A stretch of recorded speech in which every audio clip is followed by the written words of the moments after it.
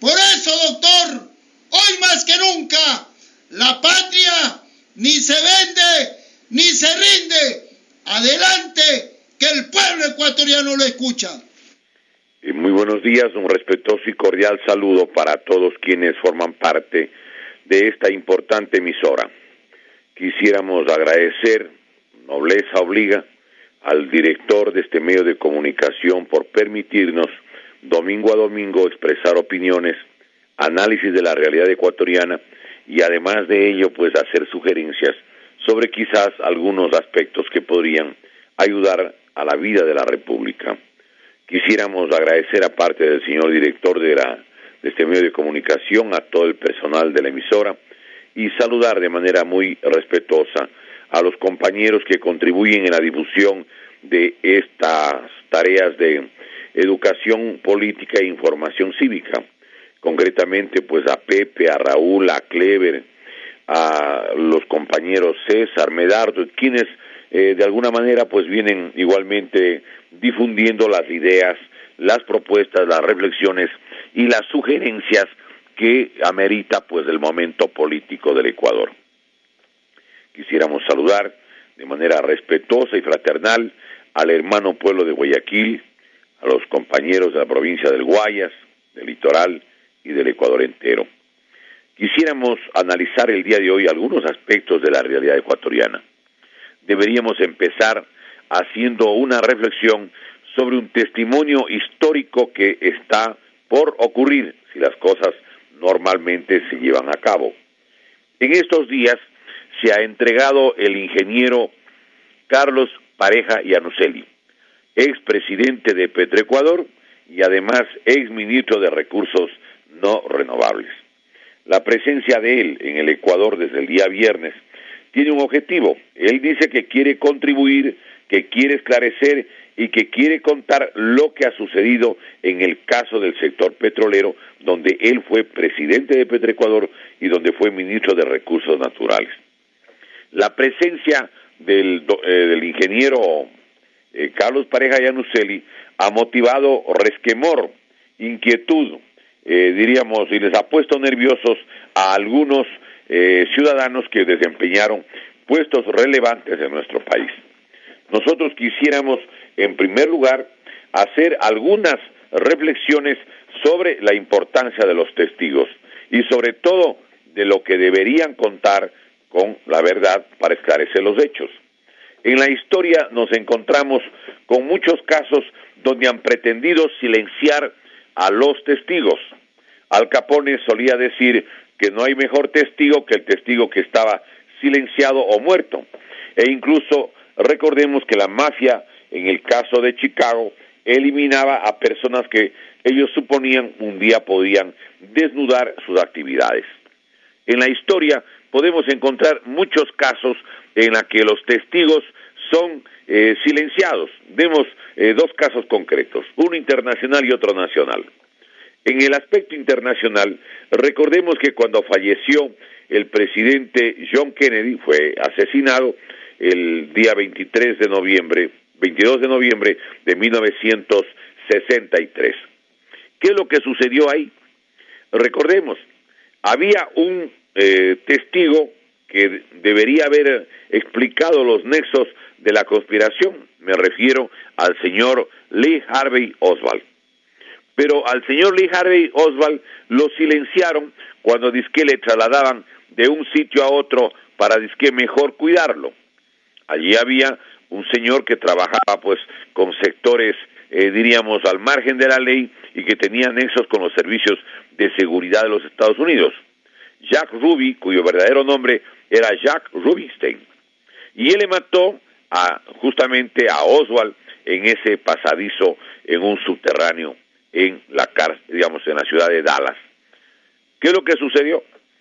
Le silenciaban a Oswald para que él no hable, para que él no diga nada, para que su testimonio no sirva para esclarecer quienes nomás estaban vinculados y quienes le visitaban y estuvieron atrás de la conspiración para matar al presidente John Kennedy. Recordemos otro caso.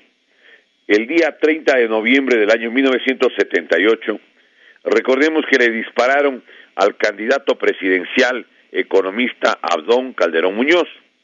Las elecciones se llevaron a cabo en abril del año 78. El 16 de junio del año 1978. Pero como estaban empeñados en desconocer la victoria limpia y además absolutamente, clara del abogado Jaime Roldós, trataron de hacerle creer al pueblo ecuatoriano que se había producido un fraude. Y le pidieron que los candidatos ayuden a dar la imagen de que había el fraude para tratar de aliviar la derrota que sufrió el candidato preferido de la dictadura, que era el arquitecto Sixto Durán Ballén. El economista Abdón Calderón Muñoz se negó, obviamente, a faltar a la verdad o a ser parte de esta conspiración. Y lo dispararon dos personas que habían sido activistas en la Universidad de Guayaquil, entiendo que estaban estudiando en la Facultad de Medicina. Me refiero al famoso Plin Méndez y al Gordo Lucho, que estaban en una moto cuando justamente se produjo el atentado al economista Abdón Calderón. La suerte de las dos personas fue muy distinta. Primero, recordemos que fueron unos estudiantes que iban en un taxi los que les ubicaron a quienes habían actuado en ese incidente. Uno de ellos, el señor Plin Méndez, hoy vive, pero él contó todo lo que sabía, quiénes eran los involucrados, quiénes eran los que hicieron los contactos, las formas de pago que habían determinado y absolutamente todo lo que el país luego supo. El otro testigo, el Gordo Lucho, desapareció. Nunca más se supo de él, nadie supo, no solo su paradero, sino qué es lo que él sabía. Lo silenciaron. Entonces, nosotros quisiéramos, en base a esta reflexión histórica, señalar que aquí en el Ecuador debe preservarse, debe protegerse, debe cuidarse la integridad del ingeniero Carlos Pareja Yanuseli. Si algo le sucediese a él, si algún tipo de problema tuviese el señor ingeniero Carlos Pareja Yanuseli, es obvio determinar quiénes serían los beneficiarios y quiénes serían los principales sospechosos. ¿Por qué decimos esto? Porque es natural, hay gente que no va a querer que él hable. Incluso me dio la impresión que le cogió de sorpresa hasta al propio fiscal general, quien no disimulaba no solo la sorpresa, sino su nerviosismo respecto a la presencia del señor Carlos Pareja. Pero tiene que actuar, tiene que sujetarse a lo que dice la Constitución y la ley, y este ciudadano tiene que contar lo que él sabe.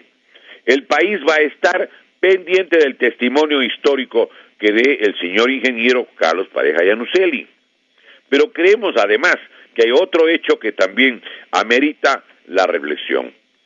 El juicio al señor Carlos Pareja Yanuseli tiene que ser público, no puede ser un juicio secreto, reservado, y recordemos un dato. Cuando el señor ingeniero Carlos Pareja Yanuseli quiso colaborar en el juicio en el que estaba involucrado el exgerente de Petroecuador, el señor ingeniero Alex Bravo, él pidió desde los Estados Unidos que le reciban su testimonio, entiendo, vía Skype. El señor fiscal de la época, fiscal general, el doctor Galo Chiriboga, consideró que eso no era posible, no era conveniente o que sencillamente no cabía legalmente recibir ese testimonio. Y no le dejaron que hable el ingeniero Carlos Pareja. Entonces ahora nosotros queremos solicitar, en base a dos normas jurídicas, que las declaraciones del ingeniero Carlos Pareja Yanuseli se las haga pronto, a la brevedad, que no se corra riesgos inútiles en contra de su integridad.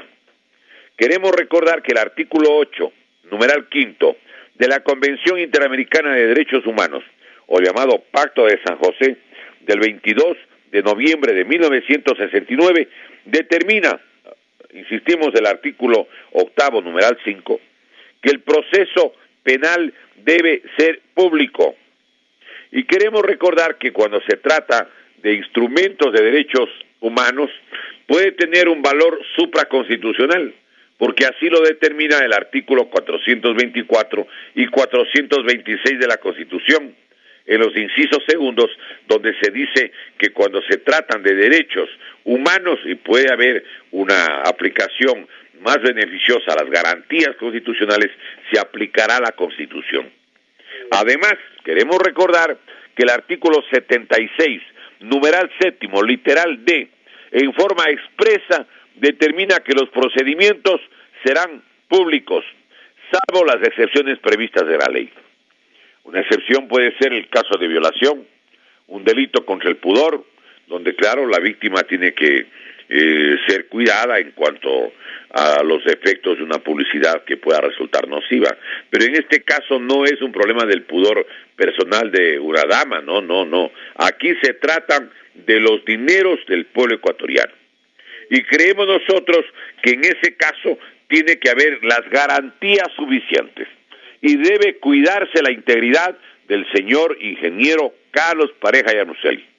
Y esa responsabilidad queda en manos de las autoridades de la justicia ecuatoriana, de los que controlan el sistema nacional de prisiones, de la propia fiscalía y de otras autoridades en el Ecuador. Pero no solamente debería cuidarse la integridad de este testigo que ha venido al Ecuador y que causó mucha sorpresa, y sobre todo a algunas personas. ¿Quiénes se ponen nerviosos? Los que han dicho de que aquí en el Ecuador nunca ha habido, hechos irregulares, los que exigen pruebas, los que dicen, a ver, demuéstreme que yo he hecho algún tipo de acto irregular. Y claro, el testimonio del ingeniero Carlos Pareja, el Ecuador entero va a tener que oírlo y va a tener que la sociedad ecuatoriana saber lo que está pasando. ¿Quiénes, a mi modo de ver, tienen mayores nervios de la presencia de Carlos Pareja Llanuselli en el Ecuador? Es evidente que esa molestia está latente y se puede exteriorizar y se deduce de las declaraciones del señor vicepresidente, del ingeniero Glass. Pero no es solo él, pues. El otro gran nervioso es el señor economista Correa. Esos son los hechos objetivos. Por lo tanto, aquí en el Ecuador, este hecho de aparente relevancia menor debe ser adecuadamente determinado. Y claro, también debe haber cuidado respecto a la salud y a la integridad del propio presidente de la República. ¿Qué pasaría si hay un problema de salud, por ejemplo, en el caso del presidente Lenín Moreno? ¿Quién asumiría la presidencia de la República? Como están las cosas en este momento, sería el ingeniero Glass. Porque además, ellos se aseguraron, en Alianza País, tener una mayoría legislativa con el objeto justamente de bloquear cualquier fiscalización adecuadamente llevada.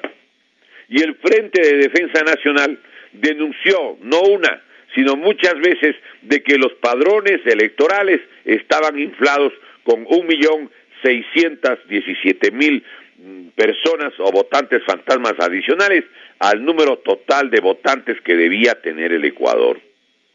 Recordemos que el INEC, el Instituto Nacional de Estadísticas y Censos, señaló que el número total de ecuatorianos mayores de 16 años era 11.118.000 personas. Y aparecieron en el padrón 12.735.000 personas. Es decir, 1.617.000 personas adicionales. Y nadie, ni el Consejo Nacional Electoral, ni el gobierno, ni nadie ha podido refutar los datos verídicos del Instituto Nacional de Estadísticas y Censos.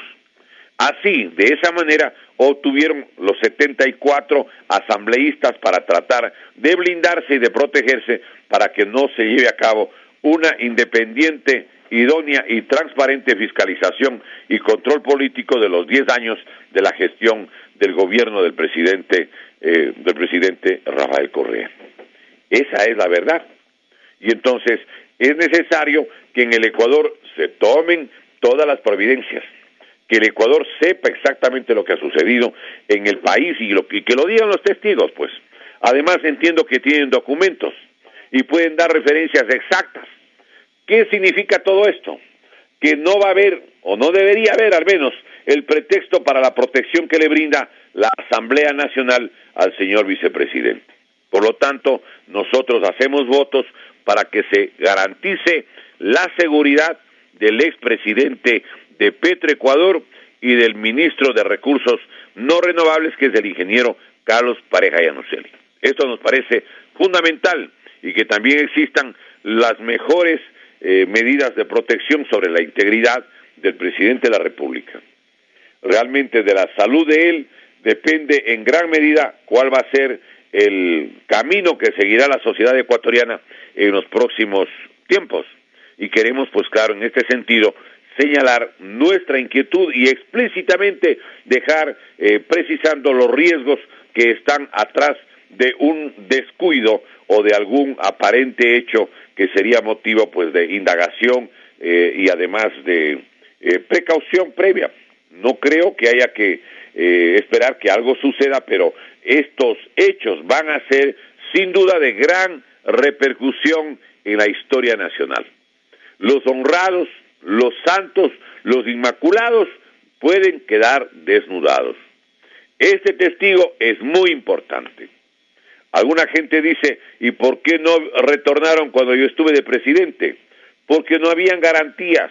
¿Quién no sabe el manejo que han hecho siempre de la Administración de Justicia? Por lo tanto, este aspecto es algo que no podemos dejar de señalar. Hay un segundo aspecto que quisiéramos nosotros igualmente determinarlo. El día de hoy el programa tiene que concluir en 25 minutos porque entiendo que hay fútbol y por lo tanto demorará hasta las 11:15. Nosotros quisiéramos referirnos brevemente a un aspecto que creemos que tiene su relevancia y que se refiere al aspecto de la deuda externa del Ecuador, que está incrementada de manera absolutamente indeterminada, porque el señor presidente de la República, cuando empezó a dar la relación de lo que significó el monto de la deuda externa, él dijo que la deuda supuestamente estaba en 41,000 millones, el señor licenciado Lenín Moreno, el 30 de julio. El presidente de la República anterior decía que no, que solamente llegaban a 28,000 millones el monto de la deuda, y así lo decían sus asistentes y asesores principales, encabezados por el señor economista Patricio Rivera. Era 28,000, pero resulta que cuando dan la información oficial y en base a la lectura completa y la suma de los elementos de la deuda del Ecuador, de lo que estaba reconocida era de 57,788 millones. 57,788 millones. Es decir, allí se determinaba que existía una deuda interna oculta de 14,023 millones de dólares.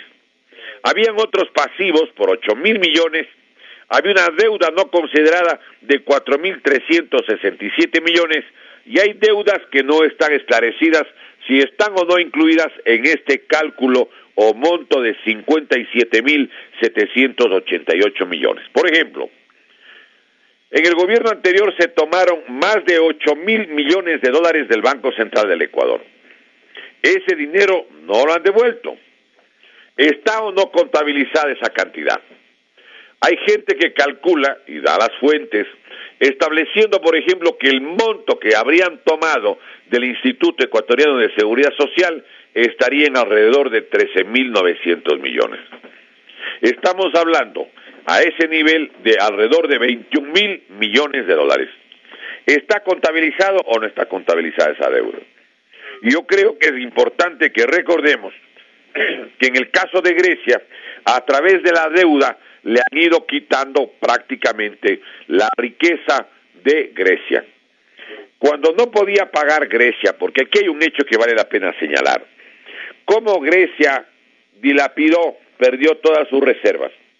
Vinieron gobiernos instalados con fraude y que se mantuvieron con fraude en la dirección de este país.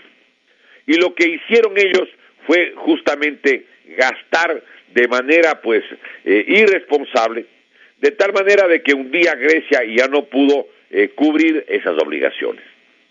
Grecia, para renegociar la deuda, tuvo que dar en garantía los más importantes bienes que tiene este país. Y así se le fueron llevando poco a poco su riqueza y su patrimonio público. ¿Qué es lo que sucedió? Recordemos lo que aconteció.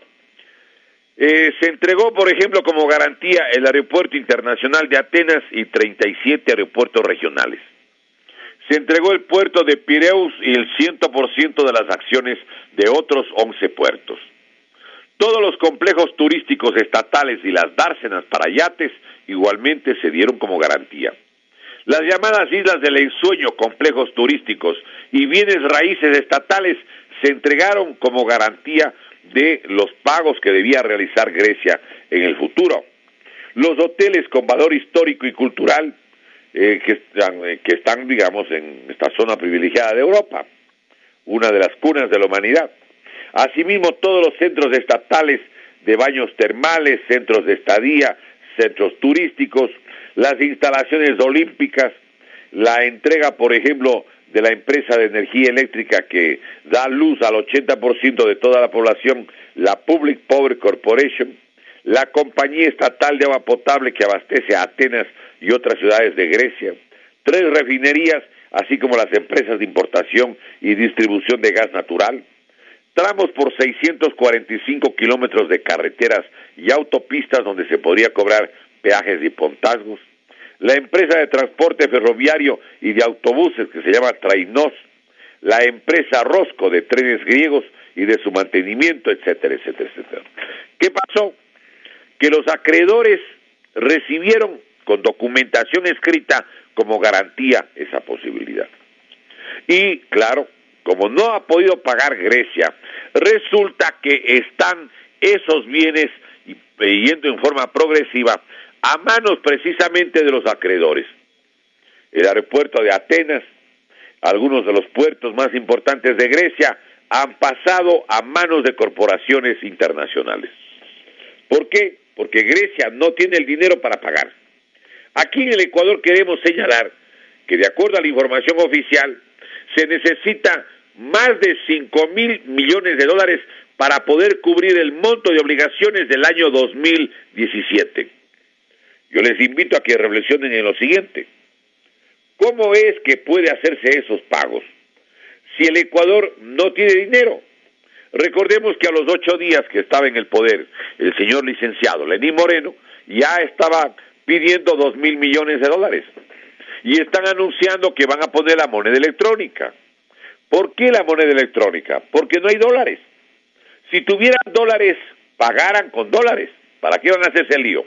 Viene con el cuento de que se utiliza mucho el dinero físico. Ese es un pretexto. Si tuvieran los dólares, pagaran con dólares. Como no hay los dólares suficientes, ¿qué están planteando? Están planteando, ante la ausencia suficiente de dólares, están planteando el pago a través de moneda electrónica. Pero eso será motivo de otro comentario. ¿Qué es lo que además sucede? Hagamos las cuentas. Falta menos de 5 meses para que concluya el año. Estamos a medianos de agosto. Falta septiembre, octubre, noviembre y diciembre. Supongamos que consigan los 5,000 millones. Pero además de eso, se supone que de algún lado tiene que salir ese dinero. ¿De dónde? ¿De más créditos para pagar las deudas pasadas? 1. 2. Puede ser a través, por ejemplo, de impuestos. Podría hacerlo. Podrían a lo mejor algún momento decir, señores, no hay moneda y es necesario adoptar una moneda propia para poder imprimir. Todo es posibilidad. Pero además, yo quiero recordar que en el Ecuador se necesita alrededor de 800 millones de dólares al mes para pagar a la burocracia. En Grecia duplicaron el número de empleados públicos y les pagaban de 4 a 7,000 euros al mes hasta que se acabe la plata. Luego que se acabó la plata, entonces le presionaron a que Grecia se endeude para que dé como garantías precisamente los bienes a los que he hecho relación. En el Ecuador, quiero recordar que hay algo bien grave, que la gente no se está percatando, y que es el asunto que se refiere a que ya están aprobadas leyes que permiten que la riqueza nacional pueda ir a manos privadas, a manos de compañías extranjeras. Todas las centrales hidroeléctricas del Ecuador pueden ir a manos extranjeras. Alguien puede decir, ¿y cuándo han aprobado? en la Ley Orgánica del Servicio Público de Energía Eléctrica, que está publicada en el tercer suplemento del Registro Oficial número 418 del 16 de enero del 2015, 15 meses antes del terremoto de Manabí Esmeraldas, del 16 de abril del 2016, en su página 24, tercer inciso.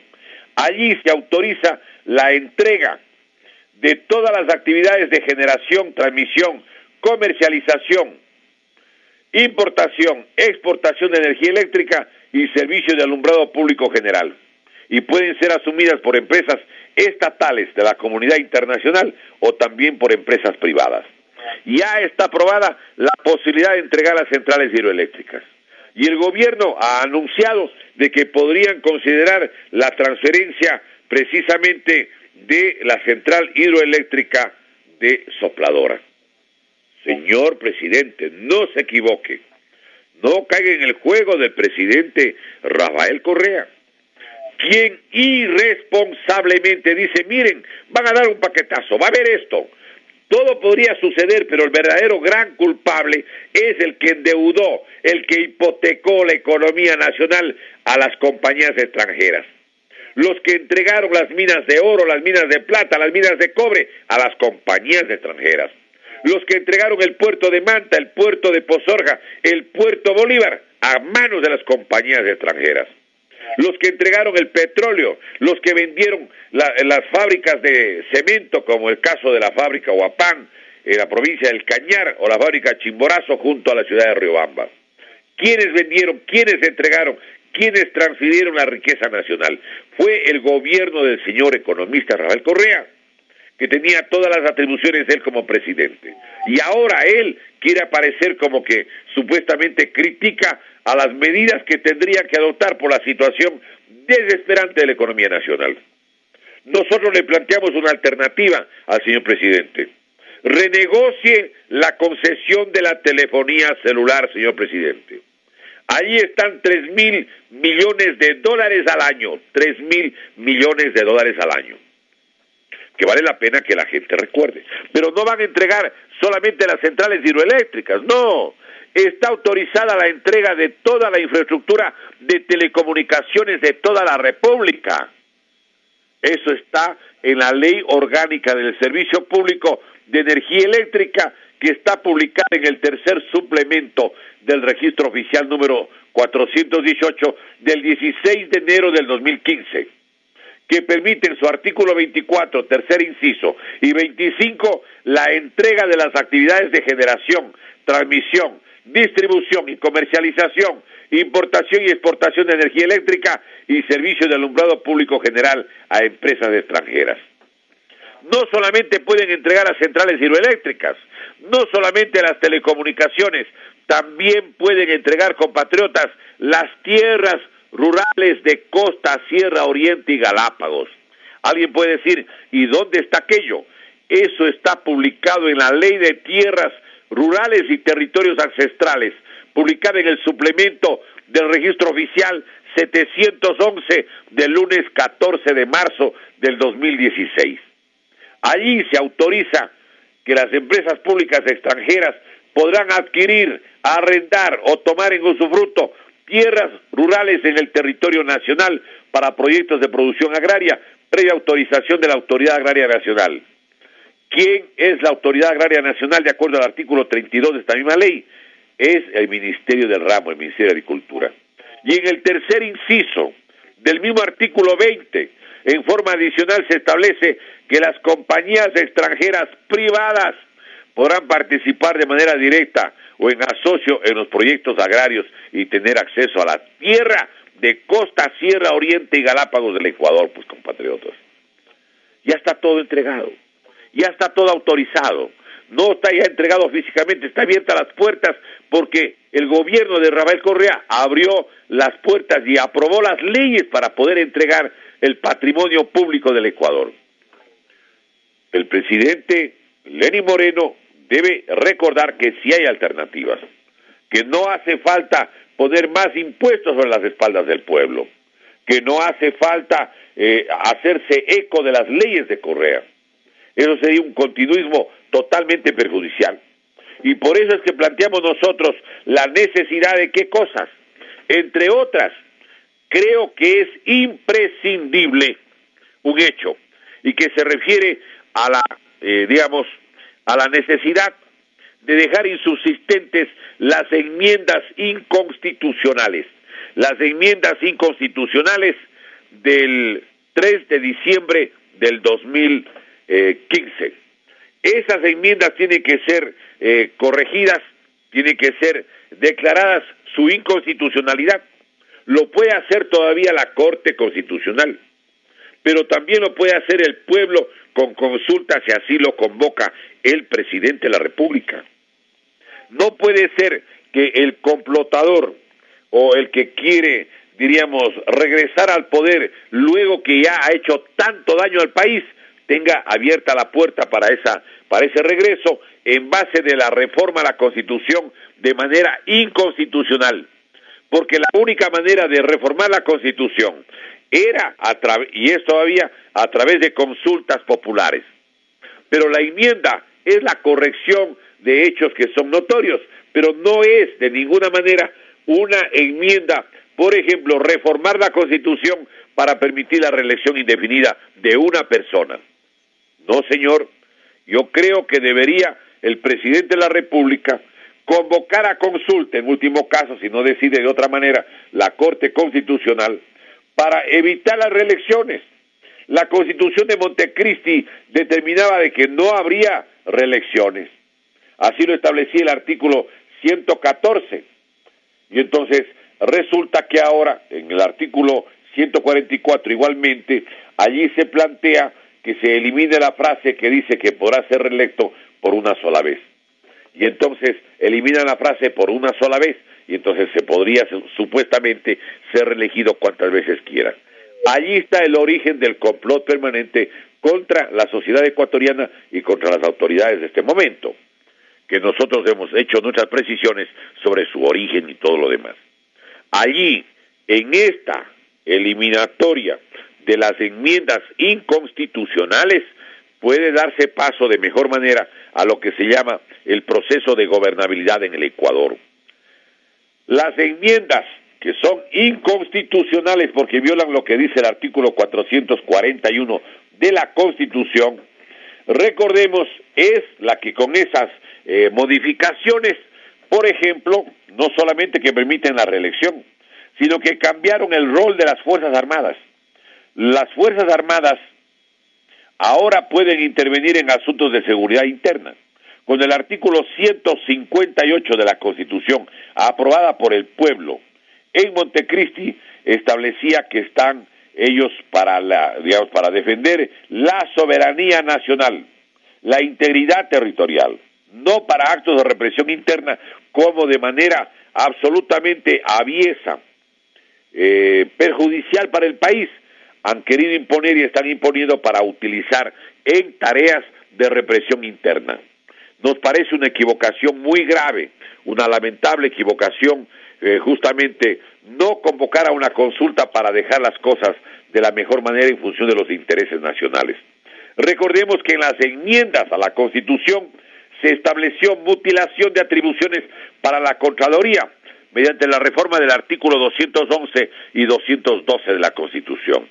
Igualmente, recordemos que los derechos laborales fueron mutilados en el artículo 229 y 326 de la Constitución, cuando restringen, quitan derechos a los obreros y servidores públicos.